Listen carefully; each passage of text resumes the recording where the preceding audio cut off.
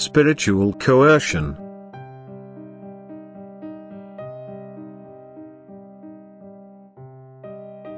You are in spiritual bondage as long as your fellow human beings force your will, as long as you are not given the right to make your own free decisions. Consequently, it cannot ever be my intention for you to be under threat of eternal punishment or be obliged to accept or reject what is prescribed to you.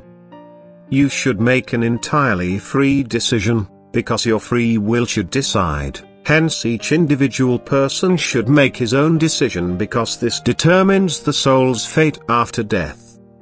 I myself will not force you, neither have I given you any commandments which could restrict your free will, because even my commandment of love requires your free will, since love may not be compelled, which should be self-evident to every person.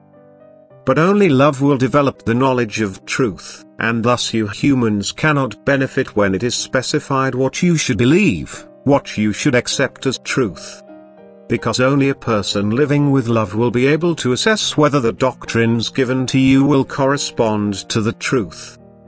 And this assessment has to be undertaken by every person himself. He may not be prevented from doing so by prohibition or commandments, because the latter is spiritual coercion.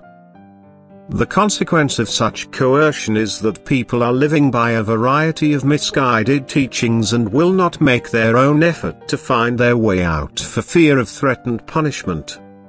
Every human being is entitled to his freedom of thought, and only his own assessment can result in happiness. Every dogmatic set of guidelines is spiritual coercion, irrespective of whether it is true or not. I constantly offer you humans the pure truth, but I do not force you to accept it. Precisely because you should make your own free decision during your earthly life.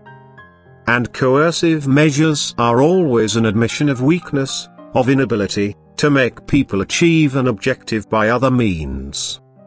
Anyone who genuinely wants to serve me should, with much love, try to draw other people's attention to the benefit of thinking and acting correctly. Time and again he should preach to them my gospel of love. He should urge them to conduct themselves with love but refrain from all coercive measures. He can ask his fellow human beings to repeatedly listen to the proclamation of the divine word. He should remind them to do so kind-heartedly, but he should not make them do so under threat of divine punishment or use the commandments to force them. Because this is not in accordance with my will. For this reason I cannot agree with humanly decreed ecclesiastical laws which all merely impel a performance of duty but frequently undermine the voluntary dedication to me. And I can even less approve the prevention of inspecting the spiritual literature of other schools of thought. Because every person should also be allowed to consider its truth, and he will also be able to do so if he is sincere in his desire for truth and asks me myself for assistance.